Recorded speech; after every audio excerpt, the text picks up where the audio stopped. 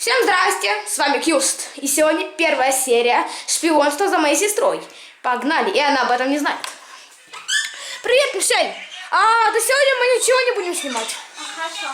Я нашел новый экскалон, который мне больше нравится в билетах, ну как спортсмен. И смотри, чтоб своими вот этими тяпками камеру не трогала. Давай, чао.